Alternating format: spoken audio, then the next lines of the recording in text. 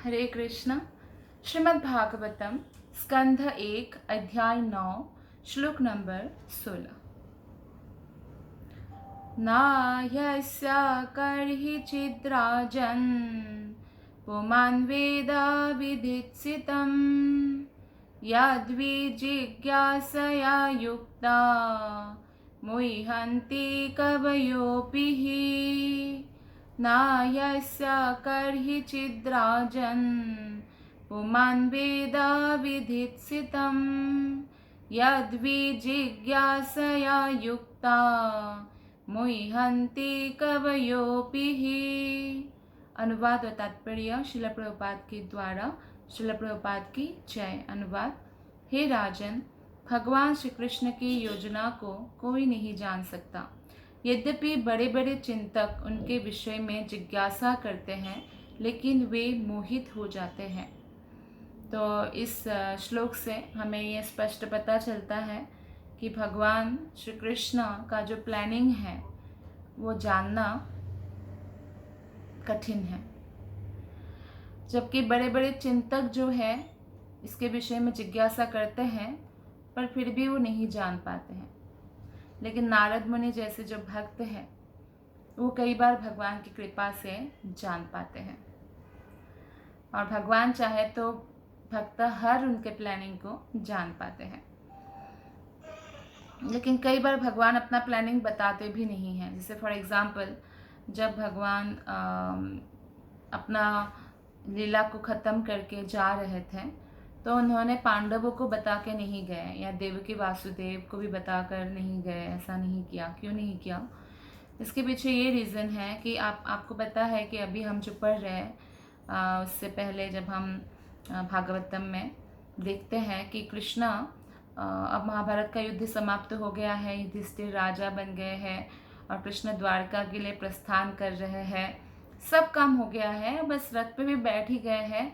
लेकिन युधिष्ठिर महाराज उनसे प्रार्थना करते हैं कि कुछ दिन और रुक जाइए।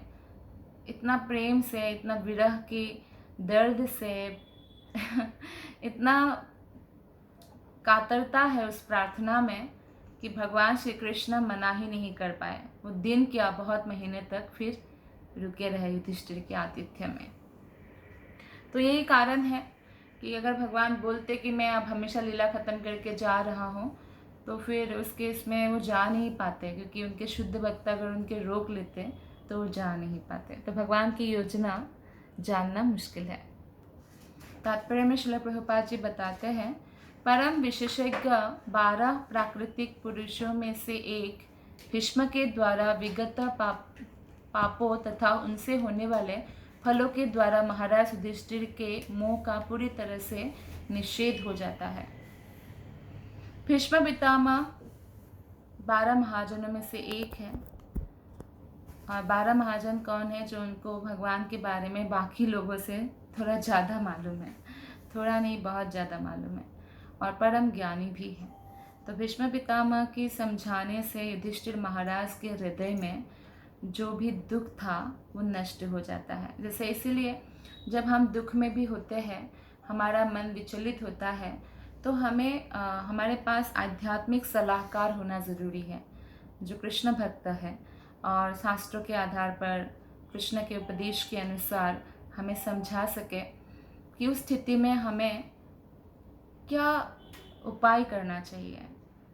क्योंकि जितनी भी परेशानियां हैं वो हमारे मन में ही होता है, तो हमारे मन को ही समझाना होता है।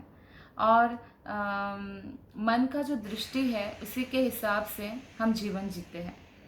एक ही चीज़ को लोग नेगेटिव मानते हैं, एक ही चीज़ को लोग पॉजिटिव मानते हैं। जैसे एक छोटा सा एग्जाम्पल मैं देती हूँ यहाँ पे। जैसे 2 मार्केटिंग मैनेजर को कंपनी ने एक ही गांव में भेजा कि वहाँ पे हमारा प्रोडक्ट बिक सकता है कि नहीं, और जूता का कंपनी था। तो एक मार्केटिंग मैनेजर ने आके रिप्लाई किया कि नहीं, वहाँ पे तो बिल्कुल भी नहीं बिक सकता, क्योंकि कोई भी जूता नहीं पहनता। और दूसरे मार्केटिंग मैनेजर ने आके बोला, नहीं, बिल्कुल बिक सकता है, क्योंकि वहाँ पे तो कोई जूता ही नहीं पहनता। तो दोनों ने रिप्लाई एक जैसा ही दिया, कोई जूता नहीं पहनता। लेकिन पहले वाले ने नेगेटिवली देखा कि नहीं बिक सकता है क्योंकि कोई जूता नहीं पहनता तो खरीदेगा कौन। और दूसरे ने पॉजिटिवली देखा नेगेटिव सिचुएशन में भी कि अच्छा है ना कोई जूता नहीं पहनता, तो हम जब प्रमोट करेंगे जूता तो सब लोग जूता खरीदेंगे। अगर उस गांव में 30,000 लोग हैं तो 30 के 30,000 लोग भी जूता खरीदेंगे। तो उन्होंने पॉजिटिवली देखा। तो एक ही सिचुएशन को हम दोनों तरीके से देख सकते हैं, और जब हमारी दृष्टि पॉजिटिव हो जाती है तो क्या हो जाता है, फिर मन में और कोई दुख नहीं रह जाता। और पॉजिटिव हम तब हो सकते हैं अल्टीमेटली जब हम कृष्ण की दृष्टि से देखें, कृष्ण की कृपा उसमें देख पाए। तो भीष्म पितामह वही दृष्टि युधिष्ठिर महाराज को देते हैं। भीष्म महाराज युधिष्ठिर को जोर देकर बताना चाह रहे थे कि अनादिकाल से शिव तथा ब्रह्मा जैसे देवताओं समेत कोई भी भगवान की वास्तविक योजना को नहीं जान पाया है, तो भला हम उसके विषय में कैसे जान सकते हैं। तो युधिष्ठिर महाराज को कह रहे हैं कि जो कुछ भी हुआ ये आपकी वजह से नहीं हुआ, आप लोग तो हमेशा ही धर्म की राह पर चले, ये भगवान का ही प्लानिंग है। और बड़े बड़े देवता शिव ब्रह्मा आदि देवता जब भगवान के योजना को नहीं जान सकते हैं तो भला हम जैसे लोग कैसे जान सकते हैं। तो इसके विषय में जिज्ञासा करना भी व्यर्थ है। यहाँ तक कि बड़े बड़े मुनि और ऋषि सब लोग नहीं जान पाते। तो इसलिए भगवान के जो आदेश है उसको हमें सहज भाव से स्वीकार करना चाहिए, ऐसा युधिष्ठिर को समझाया। क्योंकि पांडवों का जो कष्ट था उनके कोई पूर्व कर्म के कारण नहीं था। हाँ, होता है मनुष्य के जीवन में जो कष्ट आता है पूर्व जन्म के कर्म के कारण आता है, लेकिन पांडव तो शुद्धतम भक्त है, जन्म जन्मांतर से है, भगवान के साथ उनके लीलाओं में भाग लेने जाते हैं। तो पांडवों का ऐसा कोई पूर्व जन्म का कोई पाप नहीं था। भगवान की योजना तो धर्म का राज्य स्थापित करने की थी, अतएव पुण्य की विजय स्थापित करने के लिए उनके ही भक्तों की कुछ देर के लिए कष्ट उठाने पड़े भक्तों को। क्योंकि जैसे हम लोग जैसे रोल प्ले गेम होता है ना कि ये रोल आपका है, ये रोल आपका है, तो फिर वो रोल प्ले करते हैं। जैसे एक फिल्म को ही ले लीजिए, फिल्म में क्या होता है, सब एक्टर ही होते हैं, लेकिन कोई विलेन का रोल करते हैं तो कोई हीरो का, तो कोई माता का, तो कोई पिता का, तो कोई पुत्र का, एक्टर ही है। कोई पुलिस ऑफिसर का रोल करता है तो कोई डॉक्टर का, लेकिन सब एक्टर है, ना कोई पुलिस ऑफिसर है ना डॉक्टर है। तो यहाँ पे भगवान के साथ जो रोल करने आए थे सबके सब शुद्ध भक्त थे, लेकिन कोई कुछ रोल कर रहे थे तो कोई कुछ रोल कर रहे थे। भीष्म पितामह पांडवों के अगेंस्ट लड़ रहे थे, वो रोल कर रहे थे। और पांडव ये रोल करते हुए क्योंकि भगवान श्री कृष्ण धर्म राज्य की स्थापना करना चाहते थे जहाँ पे अधार्मिक लोग राज ना करें, तो इसके लिए उनको कष्ट उठाना पड़ा पांडवों को। तो भीष्मदेव धर्म की विजय देखकर निश्चय ही संतुष्ट थे और राजा युधिष्ठिर को सिंहासनारूढ़ देखकर प्रसन्न थे। भीष्म जैसे महान योद्धा भी कुरुक्षेत्र के युद्ध को नहीं जीत सके। क्यों? क्योंकि भगवान ये दिखाना चाहते थे कि पाप कभी पुण्य पर विजय प्राप्त नहीं कर सकता, चाहे वो कुछ भी करना चाहे, चाहे वो कितना ही बड़ा वीर हो, अगर वो धर्म के पक्ष में हो तो वो हारेगा। ये भगवान साबित करना चाहते थे। तो भीष्मदेव भगवान के महान भक्त थे, लेकिन उन्हें भगवान की इच्छा के अनुसार पांडवों के विरुद्ध लड़ना पड़ा। ये भी कृष्ण की योजना थी कि भीष्मदेव पांडवों के विरुद्ध लड़े, तो ये भगवान की योजना थी। भीष्मदेव अगर पांडवों के विरुद्ध भी लड़े फिर भी पांडवों से कभी भी द्वेष नहीं किया, क्योंकि पांडव शुद्ध भक्त हैं, जैसे कि दुर्योधन ने लेकिन किया था। क्योंकि भगवान यह दिखलाना चाह रहे थे कि गलत पक्ष की ओर लड़ने पर भीष्म जैसा योद्धा भी नहीं जीत सकता। श्लोक नंबर 17।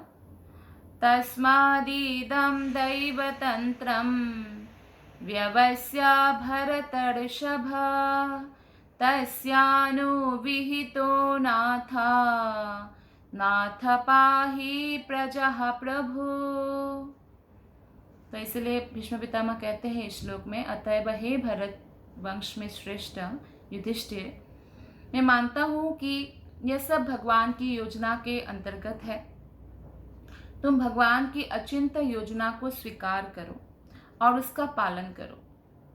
अब तुम नियुक्त किए गए शासन अध्यक्ष हो, अतएव हे महाराज, आपको अब उन लोगों का देखभाल करनी चाहिए जो असहाय हो चुके हैं। तो इतने लोग तो मारे गए, अब इतने लोगों के जो किसी का पिता खो गए, किसी के पति खो गए, तो बहुत लोग असहाय हो चुके हैं। तो भीष्म पितामह कह रहे हैं कि जो भी हुआ भगवान की अचिंत योजना मानकर स्वीकार करो, क्योंकि अगर आप स्वीकार नहीं करोगे तो क्या होगा, आप दुखी रहोगे, और राजा अगर दुखी रहेगा तो प्रजा का कैसे देखभाल करेगा। फॉर एग्जाम्पल, जैसे माता देखभाल करती है ना अपने संतानों की, अगर माता खुद ही दुखी रहेंगी, खुद को ही नहीं संभाल पा रही है, मानसिक स्थिति अच्छी नहीं है उनका, तो क्या वो बच्चों को संभाल पाएगी। तो राजा के लिए तो सारे प्रजा संतान की तरह होते हैं। तो इसलिए युधिष्ठिर महाराज को बोला है कि ये कृष्ण की योजना समझो, और इसलिए ये सब दुख को त्याग कर असहाय लोगों की आप देखभाल करो, क्योंकि आप शासन अध्यक्ष हो। एक कहावत है कि गृह स्वामिनी अपनी पुत्री को शिक्षा देना अगर चाहते हैं, बेटी को कोई शिक्षा देना चाहते हैं तो,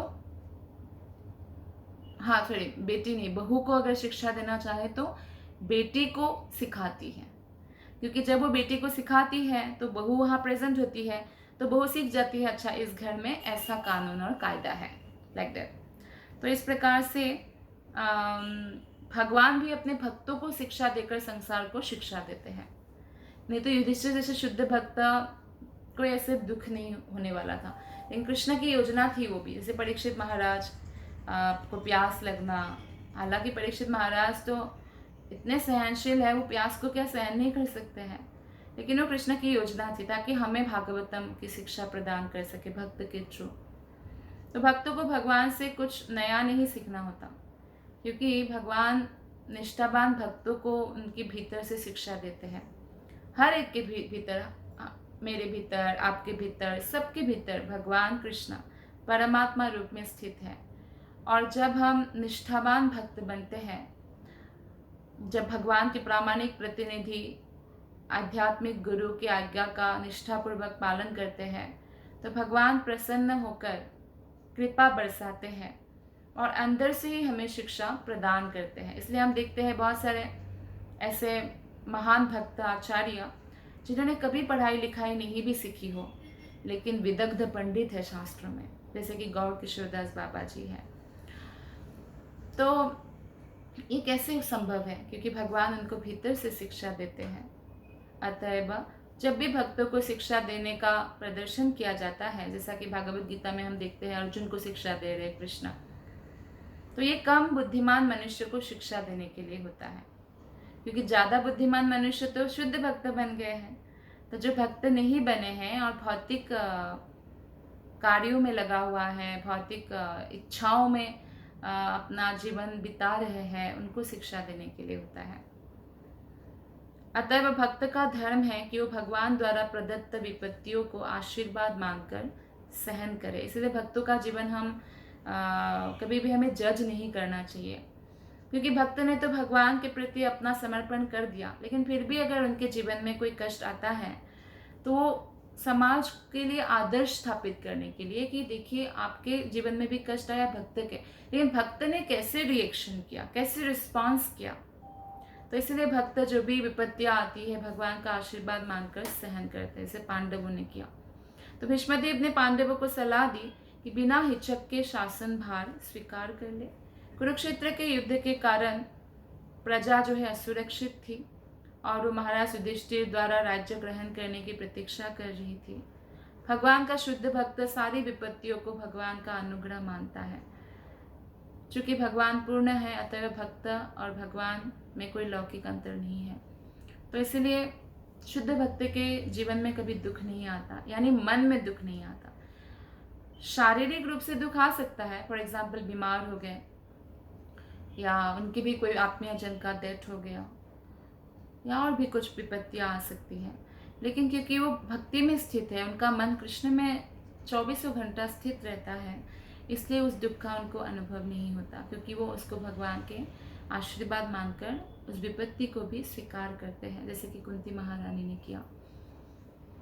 श्लोक नंबर 18। एष वै भगवान् साक्षात् आद्यः नारायणः पुमान् मोहयन् मायया लोकम् गूढचरति वृष्णिषु। ये श्री कृष्ण अकल्पनीय आदि भगवान ही है। ये प्रथम नारायण अर्थात परम भोक्ता है, लेकिन ये राजा वृष्णि के वंशजों में हमारी ही तरह विचरण कर रहे हैं और हमें स्वसृजित शक्ति के द्वारा मोहग्रस्त कर रहे हैं। तो भीष्म पितामह पूरी तरह से जानते हैं कि कृष्ण ही आदि भगवान है और कहते हैं कि ये प्रथम नारायण है, नारायण के भी आदि कृष्ण है, परम भोक्ता है। लेकिन ये जो हमारे बीच में विचरण कर रहे हैं और हमें स्वसृजित शक्ति के द्वारा मोहग्रस्त कर रहे हैं, साधारण मनुष्य की तरह वो हमारे बीच में विचरण कर रहे हैं। भीष्म पिता में देखते हैं कि जैसे अर्जुन का कजिन ब्रदर है ना, ऐसे प्रणाम करते हैं भीष्म को, लेकिन भीष्म को पता है कि वो स्वयं भगवान है और मोहग्रस्त कर रहे हैं। तो ज्ञान प्राप्त करने की वैदिक पद्धति निगमन की विधि है। वैदिक ज्ञान पूर्ण रूप से हमें अधिकारियों से ग्रहण करना चाहिए, हमसे जो श्रेष्ठ भक्त है उनसे श्रवण करना चाहिए, आध्यात्मिक गुरु से श्रवण करना चाहिए, आध्यात्मिक गुरु से प्राप्त करना चाहिए। तो ऐसा ज्ञान कभी मतांध नहीं होता, जैसा कि अल्पज्ञों की गलत सोच है। और कैसे हमें ग्रहण करना चाहिए? कान से। इसलिए श्रवण को सबसे अधिक महत्वपूर्ण बताया गया है। कान से हम भगवान के समस्त जो कथाएं है, कृष्ण कथा का अमृत पी सकते हैं। जैसे तो लोग पीते हैं मुंह से, लेकिन कान से पी सकते हैं। कान से भगवान के बारे में श्रवण करके हम भगवान का दर्शन कर सकते हैं, जो पार्थिव आंखों से संभव नहीं है। कान से दर्शन कर सकते हैं। भगवान के चरणों में चढ़ाया हुआ फूलों का खुशबू भी हम कान से, जब कथा श्रवण करते तो कान से सूंघ सकते हैं। तो कान से ही एक्चुअली हम भगवान को अनुभव कर सकते हैं, क्योंकि कान से वो हृदय में उतरता है, हृदय में अनुभव होता है, रियलाइजेशन होता है। तो इसलिए हमें अपने कान को हमेशा कृष्ण कथा श्रवण में लगाना चाहिए, 24 घंटा लगाए रखना चाहिए। कहने का मतलब है, अगर 24 घंटा नहीं लगा सके तो मैक्सिमम घंटा, मैक्सिमम समय श्रवण में देना चाहिए। तो उसमें ये नहीं सोचना चाहिए अच्छा जो माला जप करते हैं हरे कृष्ण कृष्ण कृष्ण हरे हरे, हरे राम राम राम हरे हरे, तो उस समय हम तो श्रवण नहीं कर सकते, उस समय तो जप करना होता है। नहीं, वो भी तो श्रवण ही हुआ ना। जब हम हरे कृष्ण महामंत्र बोलते हैं तो हमारे कान को सुनाई देता है, हरे कृष्ण कृष्ण कृष्ण हरे हरे, हरे राम राम राम हरे हरे। और अगर हम मंत्र को नहीं श्रवण कर रहे तो हम फिर क्या माला कर रहे हैं? श्रवण करना अनिवार्य है, तभी उसका पूरा लाभ हम उठा सकते हैं। तो कीर्तन करते हैं, जैसे हम मंदिर में, या आरती करते हैं, वो भी श्रवण है ना। जब हम आरती करते हैं, संसार दावान ललिहलोक त्राणाय कारुण्य घन घन त्वं प्राप्तस्य कल्याण गुणार्णवस्य वंदे गुरुन् श्री चरणारविंदम। आरती कर रहे हैं पर श्रवण भी कर रहे हैं, कीर्तन कर रहे हैं पर श्रवण भी कर रहे हैं। कृष्ण कथा जब कोई कथाकार बोल रहे हैं, भगवत कथाकार, तो हम श्रवण भी कर रहे हैं। हम अगर स्वयं भी बोल रहे हैं तो भी हम श्रवण भी कर रहे हैं, और हम सो भी रहे हैं तो भी कान खुला है। तो बहुत सारे भक्त लेक्चर लगा के भी सोते हैं, या धीमी स्वर में कीर्तन लगा कर भी सोते हैं, तो सोते समय भी वो श्रवण करते रहते हैं, कान खुला रहता है। इसलिए कान हमें बचाते हैं। मान लीजिए घर में चोर घुस आया, आवाज़ हुआ, तो कान तुरंत खड़ा और हम जग जाते हैं, है ना। तो इसीलिए भगवान ने कान खुला ही दिया है कि अनवरत हम कृष्ण कथा श्रवण कर सके। तो जो जितना अधिक श्रवण करेगा वो उतना अधिक भगवान को अनुभव करेगा। पिता की पहचान की पुष्टि करने की अधिकारिणी माता होती है। तो ऐसे गुह्य ज्ञान की अधिकारिणी वही होती है। तो उसी प्रकार से वेद माता है और वेदों से पुष्ट होता है कि भगवान श्री कृष्ण सबके पिता है। भगवत गीता के 4th अध्याय में जो दूसरा श्लोक है उसमें सत्य की पुष्टि की गई है और बताया गया है कि विद्या की सम्यक पद्धति हमें प्राधिकारी से प्राप्त करनी है। ये नहीं कि अरे मैं खुद ही भगवत गीता पढ़ लूँगा और खुद ही भागवतम पढ़ लूँगा, मुझे क्या ज़रूरत है किसी गुरु की, किसी से श्रवण करने की क्या ज़रूरत है। अहंकार के कारण हम श्रवण नहीं कर सकते कृष्ण कथा, तो उसके कारण हम कितना भी पंडित भी बन जाए लेकिन भगवान को अनुभव नहीं कर सकते हैं। तो इसी पद्धति को विश्वव्यापी सत्य के रूप में स्वीकार किया जाता है। आधुनिक अंतरिक्ष यान जब आकाश में उड़ते हैं और जब वैज्ञानिक यह कहते हैं कि वे चंद्रमा के दूसरी ओर यात्रा करते हैं, तो लोग इन कथाओं को आंख बंद करके विश्वास कर लेंगे। जैसे बोला कि नील आर्मस्ट्रांग चंद्रमा में गए थे, चंद्र में, तो आंख बंद करके विश्वास कर लिया, हाँ हाँ गए थे।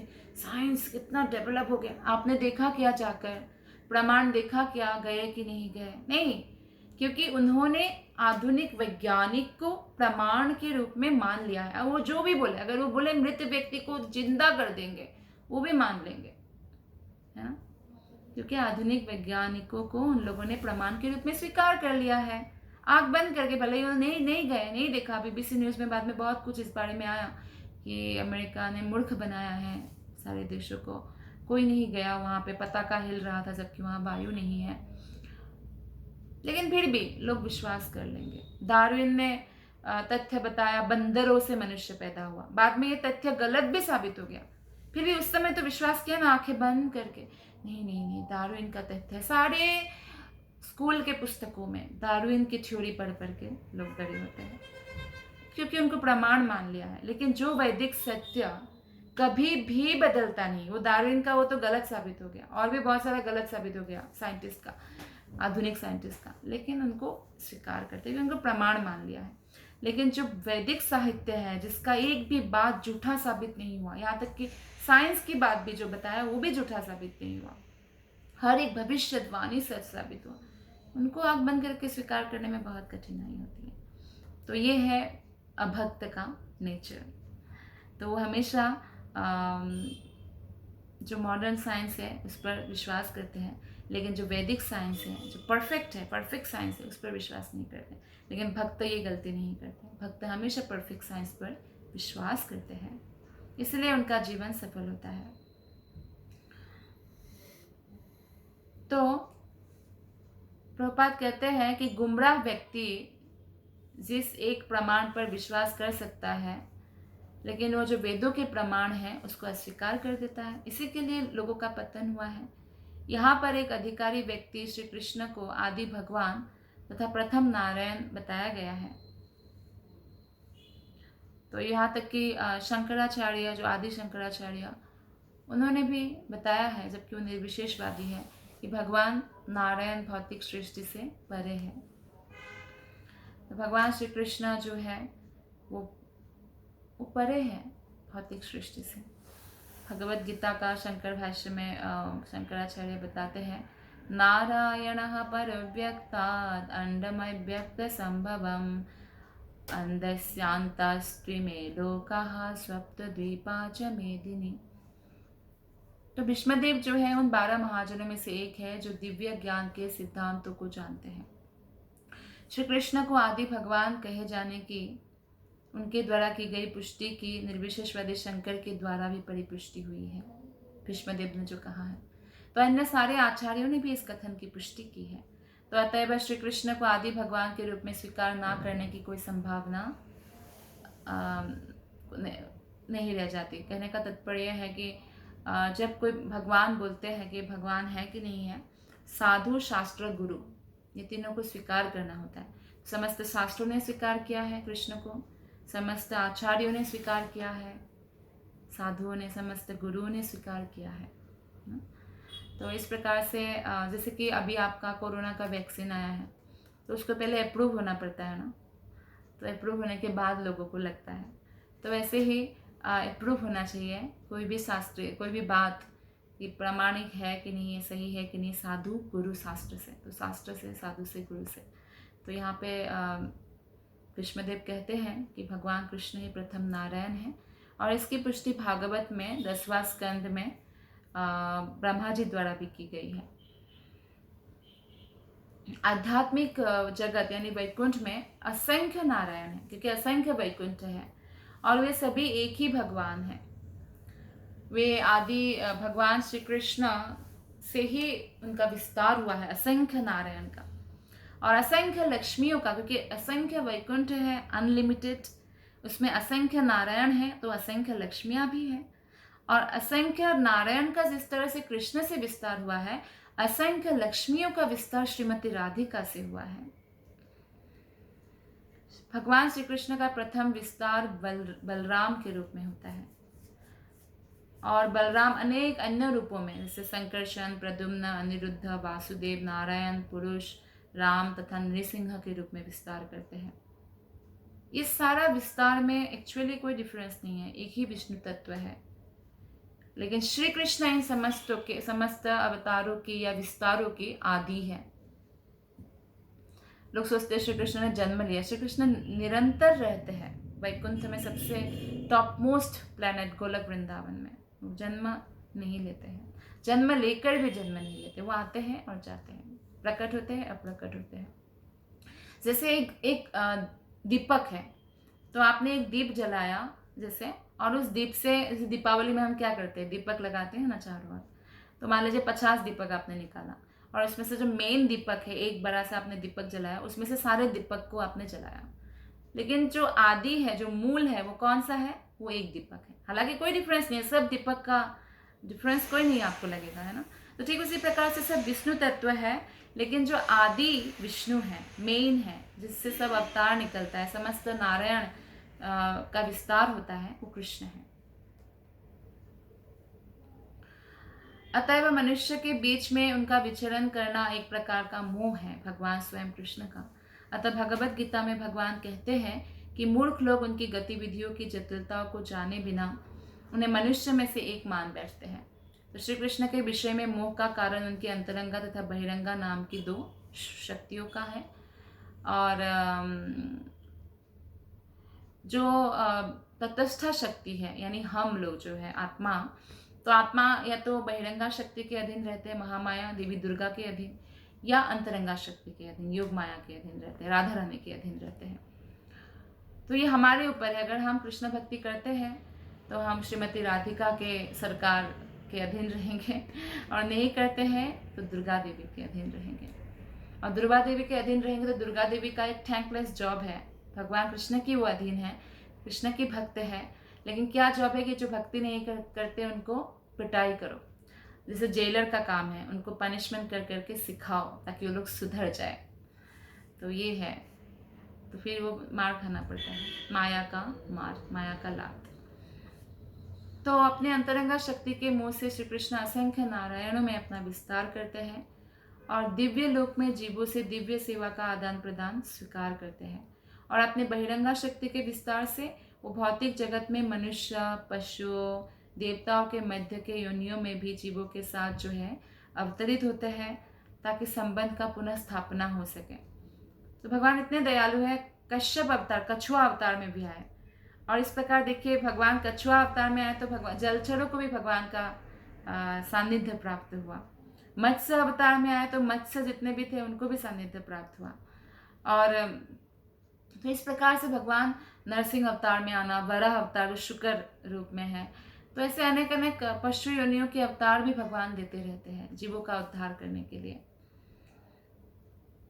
किंतु भीष्म जैसे महाजन भगवत कृपा से उनके मोह से बच जाते हैं।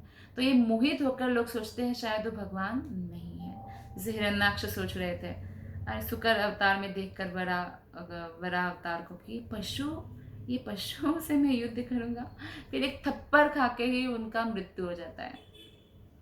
भगवान के सामने कुछ भी नहीं है, बड़े बड़े असुर भी, क्योंकि वो भी भगवान के ही अंश हैं। श्लोक नंबर 19। अस्यानुभावं भगवान् वेदगुह्यतमं शिवः देवर्षिर्नारदः साक्षात् भगवान कपिलो नृप। हे राजन, शिव जी, देवर्षि नारद तथा भगवान के अवतार कपिल, ये सभी प्रत्यक्ष संपर्क द्वारा भगवान की महिमा के विषय में अत्यंत गोपनीय जानकारी रखते हैं।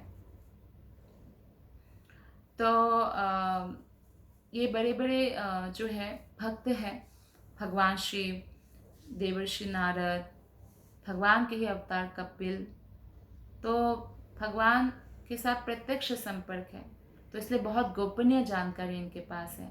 भगवान के सारे शुद्ध भक्त भाव है, अर्थात ऐसे व्यक्ति हैं जो दिव्य प्रेममय सेवा के द्वारा भगवान की महिमा को जानते हैं।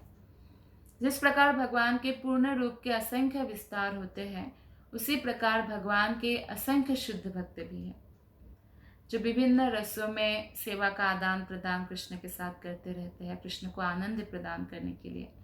सामान्य रूप से भगवान के 12 महान भक्त हैं, जो 12 महाजन हम सुनते रहते हैं ना, तो 12 महान भक्त हैं जो भगवान को बहुत अधिक जानते हैं, बहुत सारे गोपनीय बातें जानते हैं कृष्ण के बारे में। ब्रह्मा, नारद, शिव, कुमारगण, 4 कुमार जो है, सनक, सनंदन, सनातन, सनत कुमार ब्रह्मा के पुत्र, कपिल मुनि, मनु, प्रहलाद, भीष्म, जनक, सुखदेव गोस्वामी, बलि महाराज और यमराज। तो ये लोग, इसमें से भीष्म पितामह एक हैं, लेकिन उन्होंने केवल 3 मुख्य नामों का उल्लेख किया है भीष्म पितामह ने यहाँ पर, जो भगवान की महिमा से अवगत है। शिव जी का, नारद मुनि का और कपिल मुनि का। आधुनिक युग में महान आचार्य श्री विश्वनाथ चक्रवर्ती ठाकुर का कथन है कि अनुभव या भगवान की महिमा सर्वप्रथम आनंद विभोर भक्त द्वारा अनुभव की जाती है, जो प्रश्वेद, कंपन, रुदन, शारीरिक उद्गारों आदि के लक्षणों द्वारा प्रकट होते हैं। मतलब भगवान की भक्ति में जब कोई भाव तक पहुंच जाते हैं तो उनके शरीर में गला रुध जाना, आंखों से अश्रुपात होना और रोंगटे खड़े हो जाना, कंपन होना, ये बहुत सारे लक्षणों का प्रकट होता है। भावों के ऐसे ज्ञान का आदान प्रदान यशोदा तथा भगवान के मध्य, जैसे भगवान को रस्सी से बांधना तथा अर्जुन के साथ प्रेम का आदान प्रदान के रूप में, या भगवान जैसे अर्जुन का रथ हाँक रहे हैं। आप देखिए, अगर हम लोग चोरी करेंगे तो जेल चले जाएंगे, है ना, लेकिन कृष्ण चोरी करेंगे तो दामोदर लीला फेस्टिवल मनाया जाएगा। कृष्ण चोरी करते हैं मक्खन की, तो यशोदा मैया उनको बांध देते रस्सी से, उधर में, दाम मतलब रस्सी, उधर मतलब बांध, उधर से बांध दिया रस्सी को, और उन्होंने वो 2 अर्जुन का पेड़ गिराया, और वो दामोदर लीला। तो हम फेस्टिवल मनाते हैं, क्योंकि सब जो भी है सब कुछ भगवान का है। मक्खन भी है तो भी वो कृष्ण का ही है। अगर कृष्ण ने 16,108 रानियों से विवाह किया, वो सबके सब 16,108 उनके ही, हम भी उनके हैं, सब उनके हैं। क्या कोई अपना ही चीज चुरा सकता है? कोई आपको बोले, आप किसी को बोले, आप अपने पॉकेट से, आप अपना जो पर्स है उसमें से आपने 10 रुपया निकाल लिया और जाकर किसी को बोला, पता है आज मैंने अपने पर्स से 10 रुपया चुराया, तो सामने वाला हंसेगा, क्या कोई अपने से भी, अपने पर्स से भी कोई पैसा चुरा सकता है? क्योंकि वो आपका ही पैसा है, तो उसे चोरी नहीं माना जाता। तो इस प्रकार से भगवान इन दिव्य लीलाओं के द्वारा भक्तों के साथ रसों का आदान प्रदान करते हैं। और ये सब जो चोरी करना भगवान का, इसमें भी बहुत रस है। भगवान किसी और के घर में चोरी नहीं करते, भक्तों के घर में, क्योंकि गोपियाँ भी मक्खन निकाल कर इंतज़ार करती है कि शायद आज मेरे घर में कृष्ण चोरी करने आए। और जिसके घर में चोरी करते हैं उनकी तो क्या खुशी है, और खुशी से सबको बोलते मेरे घर में चोरी किया। तो फेस्टिवल हो जाता है उनके लिए कि आज कृष्ण ने मेरे घर में चोरी किया, लाइक दैट। ये भगवान की भक्त है, और भक्त के साथ भगवान प्रेम का आदान प्रदान करते हैं। ये भगवान की महिमा है कि वो ऐसा दिखाते कि भगवान के भक्त के अधीन हो गए। सुखदेव गोस्वामी तथा कुमारगण दिव्य पद पर स्थित होकर भी भाव के अन्य गुण द्वारा परिवर्तित होकर भगवान के शुद्ध भक्त बन गए। अर्थात कुमारगण, 4 कुमार जो थे वो निराकारवादी थे, सुखदेव गोस्वामी निराकारवादी थे, लेकिन बाद में भक्त बन गए। तो ऐसे अनेक उदाहरण मिलेगा जब निराकारवादी साकारवादी बन गए, कृष्ण के भक्त बन गए, पर ऐसा कोई उदाहरण नहीं मिलेगा कि कृष्ण के शुद्ध भक्त जाके निराकारवादी बन गए। क्योंकि आध्यात्मिक अनुशीलन में भी परम अध्यात्मवादी उनको माना गया है श्रेष्ठ, जो भगवान श्री कृष्ण को आदि भगवान के रूप में स्वीकार करके शुद्ध भक्ति में लगा हुआ है। निराकारवादी का ज्ञान अधूरा है, क्योंकि वो कृष्ण के शरीर से निकला हुआ ब्रह्म ज्योति को ही सबसे श्रेष्ठ भगवान मानते हैं, जबकि भगवान है, क्योंकि भगवान के शरीर से निकला हुआ ज्योति है, लेकिन पूर्ण ज्ञान नहीं है वो। तो भगवान कहते हैं, मैं मेरे भक्तों को संकट में डालता हूँ और इस प्रकार मेरे साथ दिव्य भाव के आदान प्रदान से भक्त अधिक शुद्ध होता है। तो भगवान भक्तों को शुद्ध करने के लिए भी कई बार ऐसी स्थिति उत्पन्न करते हैं, जैसे माता बच्चे को सिखाने के लिए कई बार ऐसी स्थिति उत्पन्न करते हैं, तो बच्चा सीख जाता है, अच्छा मुझे ऐसा करना है। तो भक्त ऐसे भक्तों को ऐसे कृष्ण मैच्योर बनाते हैं, उद्धार करते हैं भौतिक संबंधों से। ये भौतिक संबंध भौतिक भोग के आदान प्रदान पर आधारित है और यह भोग भौतिक साधनों पर निर्भर करता है। अतः जब भगवान इन भौतिक साधनों को छीन लेते हैं, तब भक्त भगवान के प्रेम भाव के प्रतिशत आकृष्ट हो जाता है। तो इस प्रकार भगवान पतित आत्माओं को संसार के कीचड़ से बाहर निकालते हैं। तो जैसे अगर कोई माता बच्चों को पैसा देती है और वो बच्चा पैसों का सही इस्तेमाल ना करके, जैसे टिफ़िन खाने के लिए उनको या कुछ फल वल रस पीने के लिए, जूस पीने के लिए दिया, लेकिन वो जाके सिगरेट गुटखा आदि खाता है, तो माता छीन लेती है उसको सुधारने के लिए। तो भगवान भी ऐसे व्यक्ति जो हमेशा भौतिक भोग में लगा हुआ रहता है, तो उससे छीन कर उसको अपनी ओर आकृष्ट करते हैं, और जब वो आकृष्ट होते हैं तो हमेशा हमेशा के लिए भगवत धाम जाने के लिए उपयुक्त बन जाते हैं, शुद्ध भक्ति में लग जाते हैं। तो इसलिए हमें भगवान के जो है योजनाओं को समझना चाहिए कि हमारे भले के लिए है। तो भगवान द्वारा भक्तों को प्रदत्त विपत्तियां पाप कर्मों से उत्पन्न विपत्तियों से भिन्न होती है। इसलिए जैसे ही आपने भगवान कृष्ण के प्रति शरणागत हो गए, पापों से मुक्त हो गए। एक्चुअली जैसे ही गुरु से आपने दीक्षा ले लिया, गुरु तो दीक्षा के समय समस्त पाप ले लेते हैं ना, हमारे जितना भी पाप है सब गुरु ले लेते हैं, तो हाँ पाप कैसे रह गया? नहीं, फिर भी अगर विपत्तियां आ रही है तो ये भगवान की योजनाएं हैं। तो शुद्ध भक्त के जीवन में विपत्तियां देखकर हमें इसलिए ये नहीं कहना चाहिए उनके पाप कर्मों का फल है। अरे भक्त का कोई पाप कर्म नहीं होता है। भक्त के जो शुद्धतम भक्त है उनके जीवन में विपत्तियां भिन्न होती है, भिन्न कारण होता है। या तो समाज को सिखाने के लिए होता है, या उसी भक्तों को जो है भगवान अपने और आकृष्ट करना चाहते हैं, इसलिए होता है। तो भगवान की ये सारी महिमाएं ब्रह्मा, शिव, नारद, कपिल, कुमार, भीष्म जैसे महाजनों को ज्ञात रहती है, और इसलिए युधिष्ठिर महाराज को ऐसा समझा रहे हैं। श्लोक नंबर 20। यम मन्यसे मातुलेयम प्रियम मित्रम सुहृत्तमम आकारो सचिवम दूतम सौहृदादाथ सारथिम। हे राजन, तुमने अज्ञानवश जिस व्यक्ति को अपना ममेरा भाई, अपना अत्यंत प्रिय मित्र, शुभेशी, मंत्री, दूत, उपकारी इत्यादि माना है, वे स्वयं भगवान श्री कृष्ण है। युधिष्ठिर महाराज को कह रहे हैं भीष्म कि ये जो आपका भाई आप मान रहे हो, आपका शुभ मित्र मान रहे हो, हितैषी मान रहे हो, ये तो स्वयं भगवान है आपके साथ। श्री कृष्ण यद्यपि पांडवों के मेरे भाई, मित्र, हितैषी बहुत प्रकार से उनको मदद करते थे, लेकिन स्वयं पूर्ण पुरुषोत्तम भगवान थे। अपने अहेतु की कृपावश तथा अपने अनन्य भक्तों पर कृपा जताने के लिए वे भक्तों की भी सेवा करते हैं। भगवान भक्तों की सेवा करने के लिए आतुर रहते हैं, भक्त भगवान की सेवा करने के लिए आतुर रहते हैं। तो ये भगवान की महानता है। लेकिन भक्त की सेवा भगवान करते हैं तो इसका अर्थ यह नहीं लगाना चाहिए कि भगवान ने अपना पद बदल दिया। वो भले ही सारथी भी बन जाए अर्जुन के, या कुछ भी सेवा करे, वो किसी का चरण भी धो रहे हैं, तो भी वो भगवान पद में ही रहते हैं स्थित। अच्युत इसलिए कहा गया, च्युत नहीं होते उस पद से, उसी पद में रहते हैं।